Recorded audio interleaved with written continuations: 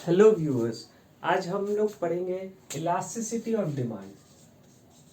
Elasticity of demand. Elasticity का मतलब क्या होता है?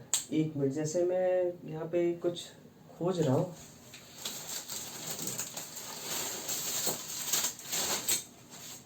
ये रबर बैंड, ये इलास्टिक। ओके, तो यही कंसेप्ट को आज समझेंगे डिमांड के केस में कैसे ये इलास्टिक होता है। जैसे इसमें दो एजेस है, एक डिमांड के और एक प्राइस के। चाहे वो इनकम भी हो सकता है या प्राइस भी हो सकता है या सब्स्टिट्यूट गुड्स के रिलेटेड में भी हो सकता है और क्रॉस प्राइस इलास्टिसिटी भी हो। अब सिंपल पकड़ो, प्राइस और इनकम, एक साइड प्राइस और इनकम है और एक साइड उसका क्वांटिटी डिमांडेड है। तो दोनों का इम्पैक्ट इस पे कैसा पड़ेगा, वो कितना इलास्टिक रहेगा, इसी कंसेप्ट को हम लोग लेके आगे बढ़ेंगे। तो इलास्टिसिटी ऑफ डिमांड हम लोग को ये बताता है कि दो रीजंस के वजह से किसी चीज का डिमांड कितना चेंज हो सकता है। ओके, फॉर एग्जांपल, जैसे पहले अगर इस पेन का दाम अगर 20 रुपए है तो पहले 20,000 यूनिट्स पर मंथ कंपनी बेच लेती थी। अब इसका अगर प्राइस 5 रुपए बढ़ा दिया जाए, 25 कर दिया जाए, तो ये कितना इम्पैक्ट करेगा डिमांड पे, वही चीज का ये कंसेप्ट है। ओके, कितना परसेंटेज से प्राइस चेंज होने पे कितने परसेंटेज पे वो डिमांड चेंज होगा। तो आज हम लोग पढ़ेंगे, फर्स्ट होगा वो परसेंटेज मेथड में। ओके, तो परसेंटेज मेथड हम लोग को बताता है change in rather percentage change in demand, okay, divided by percentage change in price। ये कंसेप्ट हमें आज समझना है। तो इसमें बोलता है कि इलास्टिसिटी ऑफ डिमांड क्या होगा परसेंटेज मेथड के थ्रू में, कि कितना परसेंट से अपना चेंज इन डिमांड होगा, उसको कंपेयर करेंगे percentage in change in its price. तो परसेंटेज चेंज इन डिमांड ये कैसे डिराइव होगा? तो जो भी अपना डिफरेंस इन डिमांड रहेगा, डिफरेंस मतलब new demand minus old demand divided by old demand into 100, ये आ जाएगा अपना परसेंटेज चेंज इन डिमांड। मैं न्यूमेरिकल्स के थ्रू भी कोशिश करूंगा आपका प्रॉब्लम सॉल्व करने का, एक दो एग्जांपल दे दूंगा। और परसेंटेज चेंज इन प्राइस कैसे आएगा? न्यू प्राइस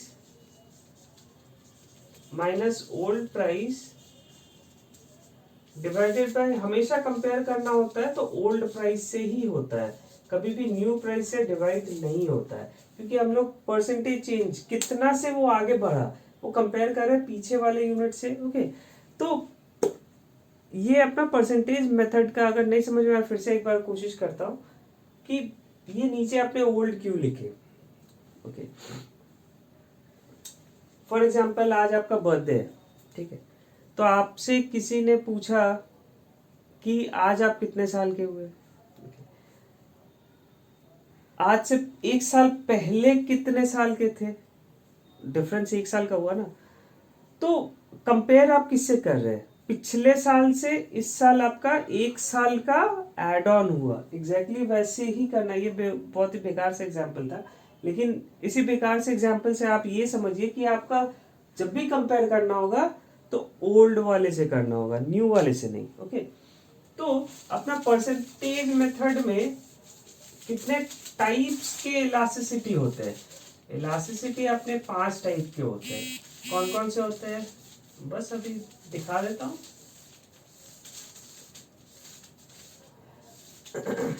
तो ध्यान से समझिएगा, क्योंकि ये इलास्टिसिटी के रिलेटेड क्वेश्चंस एग्जाम में हर बार आते हैं, कभी भी ऐसा नहीं होता है कि स्किप हो जाता है, या तो इसका कंसेप्ट या तो इसका आपसे न्यूमेरिकल्स पूछा जाएगा। तो पहला टाइप अपना या रिलेटिवली इलास्टिक डिमांड। पहला टाइप हुआ रिलेटिवली इलास्टिक डिमांड। ठीक है। इसका मतलब क्या हुआ, जब भी अपना जो प्राइस चेंज रहेगा, ओके, तो प्राइस चेंज जो अपना रहेगा वो ज्यादा नहीं रहेगा कंपेयर टू डिमांड। डिमांड के केस में ज्यादा नहीं रहेगा। ये कैसे होगा? फॉर एग्जाम्पल, अगर चेंज इन डिमांड 10 यूनिट से हो रहा है, हाँ, और change in price 2, in fact percentage से बता रहा हूँ, बेटर आपको समझ में आएगी।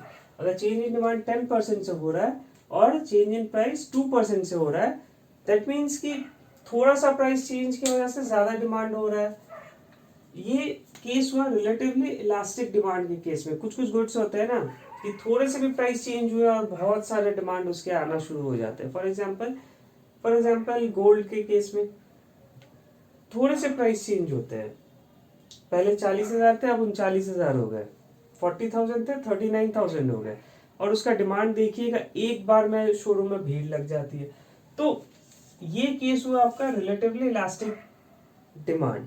तो इसका फॉर्मुलेशन कैसे होगा? आपने सुना है कि ईपी निकालने बोलो, बुक्स में आपने देखा होगा ईपी। तो ईपी का फॉर्मूला है percentage change in demand by percentage change in price.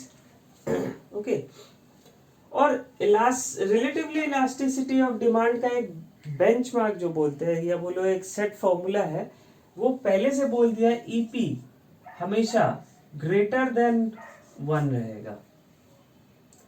Greater than 1 कैसे रहेगा? एग्जाम्पल तो सामने ही है, अब भी देख लेते हैं। परसेंटेज चेंज इन डिमांड रहेगा 10 divided by price 2 equals to 5। 1 से तो ज्यादा है ना, इसीलिए हम लोग लिखते हैं EP is greater than 1। Okay, और इसका ग्राफ कैसे होगा? ग्राफ होगा, फॉर एग्जाम्पल पहले प्राइस था 5 रुपए, तो डिमांड था 10 यूनिट का। ओके, प्राइस थोड़ा सा गिर गया, फॉर एग्जाम्पल ये 5 से हो गया 4 रुपए। ओके, और डिमांड बढ़ के आ गया सीधा 15 यूनिट्स पे। Got it? तो यही केस अपने को यहाँ पे EP is always greater than 1 in relatively elasticity of demand. ये पॉइंट अपना कवर हो गया। फिर एक आता है रिलेटिवली इनइलास्टिक। रिलेटिवली इनइलास्टिक के केस में, अच्छा मैं इसी पे ही आपको बता दूंगा तो वो आपको ज्यादा बेटर समझ में आएगा। परसेंटेज चेंज इन प्राइस और परसेंटेज चेंज इन डिमांड, तो आप कंपेयर आराम से कर पाओगे और कंफ्यूजन कम क्रिएट होगा। सिर्फ वैल्यूज में चेंज कर दूंगा। तो रिलेटिवली इनइलास्टिक डिमांड, यहाँ पे इलास्टिक की जगह इनइलास्टिक होगा। ओके, तो यहाँ पे ईपी जो है दिस इज लेस देन 1। क्या क्या चेंज हुए वो आप नोट करते जाना, ठीक है। रिलेटिवली इनइलास्टिक डिमांड हो गया सेकंड वाले में, और ईपी इज लेस देन 1 हो गया। ओके, तो इसमें परसेंटेज चेंज इन प्राइस हमेशा ज्यादा होगा compare to percentage change in demand. वो कैसे? अब देखो, परसेंटेज चेंज इन प्राइस मान लो 5% से चेंज हुआ, डिमांड ओनली 2% से चेंज हुआ। ओके, तो यहां पे अगर इस चीज को फॉर्मुलेट करते हैं, देखिए ये थ्योरी काफी बड़ा है, मैं ये मान के चल रहा हूं कि ऑलरेडी आप टॉपिक को पढ़ चुके हैं और आपको जस्ट एक एग्जाम्पल चाहिए। तो एग्जाम्पल बेस में मैंने इसको बनाया है। अगर आपको और इन डेप्थ चाहिए होगा तो आप ये बताना मुझे, मैं इसको और इन डेप्थ तब क्या होगा, हर टॉपिक जितने भी सब टाइप्स है उसके लिए फिर अलग अलग वीडियोस करने होंगे, नहीं तो ये वीडियो काफी लंबा हो जाएगा। तो इस केस में क्या होगा, परसेंटेज चेंज इन प्राइस अगर अपने 5% से हुआ और ऊपर 2, तो दैट मीन्स कि ये लेस देन 1 कुछ आएगा, ठीक है, लेस देन 1 आएगा कुछ। अब ये फॉर्मूला आप कैलकुलेटर पे डाल लेना, 2 डिवाइडेड बाई 5, तो जो भी आएगा लेस देन 1 ही आएगा। तो उसका ग्राफ कैसे अपने बनाएंगे? इसी पे एक ग्राफ बनाते हैं। अगर पहले जो प्राइस था 5 रुपए था, ओके, प्राइस का कॉलम ये, डिमांड का कॉलम ये, तो प्राइस अपना 5 रुपए था, डिमांड था 10 रुपए। अगर प्राइस काफी ज्यादा इंक्रीज हो गया, इस केस में इंक्रीज पकड़ते हैं, आप कुछ भी ले सकते हैं, इंक्रीज और डिक्रीज, प्राइस काफी ज्यादा चेंज हो गया, मान लो 10 रुपए हो गए, बट डिमांड जो थे ना वो ज्यादा नहीं चेंज हुए, वो चेंज हुए बस 9 यूनिट पे, तो ग्राफ ऐसा कुछ होगा। तो ईपी इज लेस देन 1 का केस में आएगा रिलेटिवली इनइलास्टिक। इसका मीनिंग क्या हुआ, अब मीनिंग समझते हैं। रिलेटिवली इनइलास्टिक के केस में क्या होता है कि अपना जो डिमांड है, परसेंटेज चेंज इन डिमांड, वो ज्यादा इफेक्ट नहीं होता है due to change in price. ये किस किस सिचुएशंस में होता है, जैसे नेसेसिटी गुड्स के केस में होता है। फॉर एग्जाम्पल सरसों का तेल, खाने वाला जो कुकिंग ऑयल होता है, तो इसमें क्या होता है, अपना प्राइस काफी चेंज हो जाता है। कहाँ वो 100-120 में मिलते मिलते फिर अचानक 200-210 में पहुंच जाता है। बट डिमांड क्या है, हालांकि ये डेली नेसेसिटीज के गुड्स है, तो उस केस में अपना डिमांड ज्यादा इम्पैक्ट नहीं होता, इस पे चेंज होता है बट माइनर से, कंपेयर टू प्राइस वो ज्यादा इम्पैक्ट नहीं दे पाता है। तो always EP is less than 1। Okay, फिर नेक्स्ट एक पढ़ते हैं जिसमें यूनिटरी इलास्टिसिटी या यूनिटरी इलास्टिसिटी ऑफ डिमांड रहता है, या यूनिटरी इलास्टिक भी बोलता है, या यूनिट इलास्टिक भी बोलता है। बहुत अलग अलग, हर मटेरियल के अलग अलग अपने अपने अंदाज है लिखने के। ये देखिए, मैं आपको जितना जरूरत है उतना ही रब कर रहा हूँ ताकि आपको डिफरेंसेस चीजों में समझ में आए। यूनिटरी इलास्टिक डिमांड,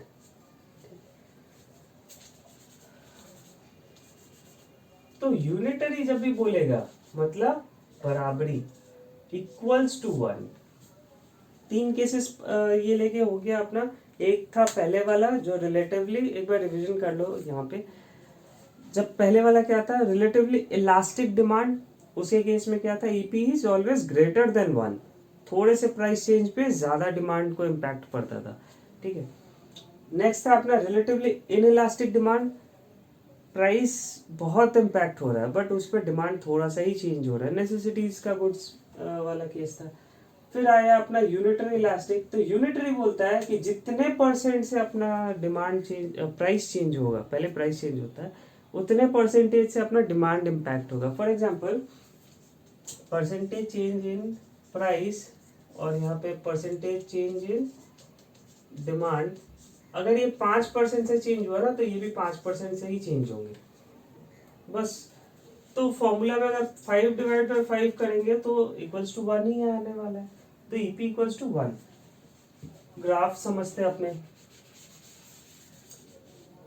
ये देखिए, आपको एग्जाम्स में ना कुछ कुछ चीजें का ख्याल रखना पड़ेगा कि ग्राफ इकोनॉमिक्स में खास करके बना के आना, अगर संभव हो, अगर आपको सही से आता हो और उस आंसर में ग्राफ अगर है तो उस चीज को कोशिश करना जहां तक पॉसिबल हो उसको करने का। अगर आपको कोई ग्राफ नहीं समझ में आ रहा है तो आप मुझे कमेंट करना, मैं कोशिश करूंगा उसके लिए एक अलग से मटेरियल रेडी कर देंगे। तो अच्छा, यहाँ पे अगर फॉर एग्जांपल पहले प्राइस 5 था और ये डिमांड भी 5 था, अब क्या होगा, अगर 6 रुपये से प्राइस बढ़ेगा ना तो डिमांड 4, मतलब जो भी डिफरेंस रहेगा टोटल 1 ही रहेगा, 1 ही यूनिट से चेंज होगा। तो percentage change in price equals to percentage change in demand का केस में आएगा, तो यहाँ पे होगा ईपी इक्वल्स टू 1। ओके, तो ये होगा यूनिटरी इलास्टिक या यूनिट प्राइस इलास्टिक, बहुत सारे नाम यहाँ पे होते हैं तो कंफ्यूज नहीं होना है। जब ईपी इक्वल्स टू 1 है मतलब यूनिटरी इलास्टिक, मतलब दोनों ही इक्वल रहेंगे। नेक्स्ट रहेगा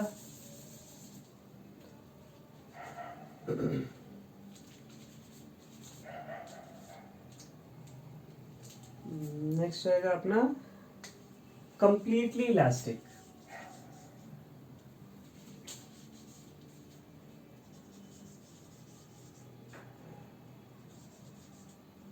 कंप्लीटली इलास्टिक, हाँ अच्छा चलो पहले इलास्टिक कर लेते हैं। तो कंप्लीटली इलास्टिक के केस में क्या होगा,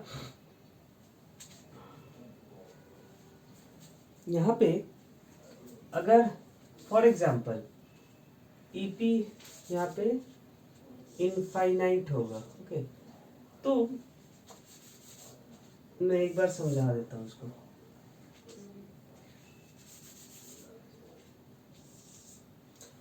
यहाँ पे ईपी के केस में क्या होगा, यहाँ पे कंप्लीटली इलास्टिक के केस में फॉर एग्जाम्पल आप कोई भी एक प्रोडक्ट जो बिक ही नहीं रहा है, बिल्कुल एकदम नहीं, ओके, थोड़ा सा प्राइस चेंज हुआ और एकदम धड़ल्ले से इनफाइनाइट सेल पे पहुंच गया। फॉर एग्जांपल जैसे आपने देखा है ऑफ सीजन सेल वगैरह जो लगता है कोई भी शॉपिंग मॉल या वेबसाइट्स पे, तो उसमें क्या होता है अपना कि जनरली देखा जाता है कोई सेल नहीं अराइज हो रहा है, कस्टमर आ नहीं रहा है, ठीक है, टोटल बंद, और जैसे ही वो सेल का वो बोर्ड लगा देता है ना, भले वो घुमा के वो प्राइस ले ही लेता है, लेकिन जैसे ही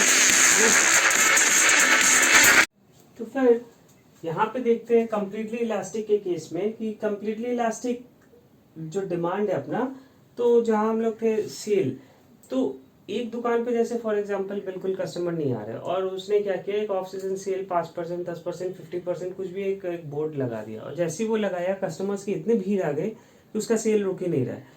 तो यही चीज होता है कंप्लीटली इलास्टिक के केस में। तो इसका अपना जो फंडा है, मान लो 1% से भी अगर प्राइस चेंज हुआ तो डिमांड चेंज इनफाइनाइट हो जाएगा, ओके। तो इसका एग्जाम्पल मैं कोशिश करता हूँ, अगर कुछ क्वेश्चन बेस में फॉर्मूला आ जाए तो आपको बताना इजी होगा। लेट मी चेक, मैंने इसके लिए पहले से खोज नहीं रखा था, हालांकि इसका क्वेश्चन तो आपका होगा नहीं, नहीं ऐसा तो कुछ रिलेटिव सोल्यूशन है नहीं, अगर होगा मैं फिर से वीडियो में डाल दूंगा। तो इनफाइनाइट होगा इसका, लेकिन ग्राफ इसका जो होगा ये बड़ा इंटरेस्टिंग होगा, ये आप ध्यान से देखना। ग्राफ क्या होता है इसका, फॉर एग्जांपल पहले 5 रुपये था ना, कोई 6 रुपये 5 रुपये, 6 रुपये जब प्राइस था कोई सेल नहीं, जैसे ही 5 में आएगा ये लाइन अनलिमिटेड ड्रॉ हो जाएगा इन्फिनिटी तक, ओके, ये रुकेगा नहीं लाइन, ये चलता चला जाएगा। तो यही होता है इनफाइनाइट कंप्लीटली इलास्टिक डिमांड के केस में। अब सेम चीज कंप्लीटली इन इलास्टिक, देखिए perfectly elastic, perfectly in elastic, completely elastic, completely in elastic, और एक है यूनिट टेन, 5 केसेस हो गए अपने। तो कंप्लीटली इन इलास्टिक के केस में क्या होगा, ये ईपी जो होगा वो इक्वल्स टू 0 होगा, ओके। क्यों, अब यहाँ पे एक चीज नोट कीजिएगा, चाहे प्राइस कुछ भी हो जाए, मैंने यहाँ पे कुछ लिखा नहीं है, प्राइस चाहे कुछ भी चेंज हो जाए, लेकिन इसका डिमांड 0% पे चेंज होगा। एग्जाम्पल किसके होगा, जैसे कि आपकी जो लाइफ सेविंग मेडिसिन होती है, जैसे ब्लड शुगर की हो गई, कैंसर की हो गई, जो भी हो गया, तो एक बात बताना, प्राइस अगर घटे या बढ़े कोई इम्पैक्ट नहीं पड़ेगा, क्योंकि उसका जो quantity decided by the doctors वो फिक्स्ड है, ना आप कम कर सकते हैं क्वांटिटी ना बढ़ा सकते हैं क्वांटिटी, वो एक फिक्स कर दिया गया है। एक बात बताओ, प्राइस अगर घट जाएगा तो क्या आप ज़्यादा मेडिसिन दोगे उसको, नहीं ना, वो जितने प्रिस्क्राइब्ड है उतने पे दोगे। अगर महंगा हो गया तो आप उसको बोलोगे भैया कम दवाई खाया करो, महंगा हो गया, नहीं, ठीक है। मजाक वाली चीज़ नहीं, सीरियस वाली, मजाक में तो बहुत बोलते हैं, हाँ बोल सकते हैं, लेकिन सीरियसली अगर देखा जाए तो अगर परसेंटेज चेंज इन प्राइस कुछ भी हो, चेंज नहीं करेंगे। एक और केस क्या आता है, एक और अपना नेसेसिटी लाइफ में, आप गेस करो, मैं टाइम देता हूँ, गेस करो, एक नेसेसिटी चीज है जो अपने लाइफ में भली प्राइस चेंज हो जाए लेकिन उसका percentage change in demand change नहीं होता है, क्या होगा, नमक, सॉल्ट। अगर वो प्राइस कितना भी महंगा हो जाए या कितना भी सस्ता हो जाए, आप एक बात बताओ, अगर 20 रुपए किलो से वो आ गया अगर 1 रुपए किलो पे, तो आप क्या सब्जी में डाल डाल के नमक खाओगे क्या, संभव ही नहीं है, खा ही नहीं पाओगे। तो उसका जो रेशियो है, चाहे वो महंगा हो जाए या सस्ता हो जाए, इम्पैक्ट नहीं पड़ेगा, क्योंकि वो सॉल्ट जो है वो एक ऐसा एक प्रोडक्ट है जो कम्प्लीटली इनइलास्टिक के केस में आता है। इसमें चाहे प्राइस कुछ भी हो जाए, डिमांड अपना चेंज नहीं होगा। वो आप ऐसे बैठ के भी तो नमक नहीं चाट सकते हो ना भाई, वो एक लिमिट होगा, नहीं तो आप पता चला आपका ब्लड प्रेशर लेवल बहुत हाई हो जाएगा। तो परसेंटेज चेंज इन प्राइस कुछ भी हो, डिमांड को कोई इम्पैक्ट नहीं, वो एकदम सांड की तरफ पड़ा रहेगा। देखा है ना वो नेशनल ज्योग्राफी पे, सामने से जीप लेके चले गए, उसके सामने वो फोटोग्राफी कर रहे, कोई मतलब नहीं भाई, अपना पड़ा हुआ है, वो सोया हुआ है, कोई मतलब नहीं है उसे। तो उसका ग्राफ कैसा होगा, ये ग्राफ इसका सीधा ऊपर की तरफ जाएगा, इसको कोई इम्पैक्ट नहीं है भाई, कोई इम्पैक्ट नहीं है। ओके, और ईपी यहाँ पे 0 होगा, चाहे जो हो जाए कोई इम्पैक्ट नहीं देने वाला है वो, क्योंकि परसेंटेज चेंज इन डिमांड हिलने वाला ही नहीं है, वो अपना जगह पे स्टैग्नेंट हो चुका है, बस वो जम गया वहीं पे। तुम जितना भी चाहो हिलाने के, वो हिलेगा नहीं, चाहे प्राइस जो भी हो जाए। ओके, तो ये हुआ कम्प्लीटली इनइलास्टिक का केस। बहुत ही छोटे से वीडियो में मैं कोशिश किया और इसको समझाने की। अगर फिर भी आपका डाउट्स रह जाता है तो आप बताना, मैं हर एक टॉपिक्स के अलग वीडियो बना के आपको with sums, with question, practical question जो एग्जाम्स में आते हैं, वैसे हिसाब से मैं कोशिश करूँगा सॉल्व आउट करने की। Okay, thank you.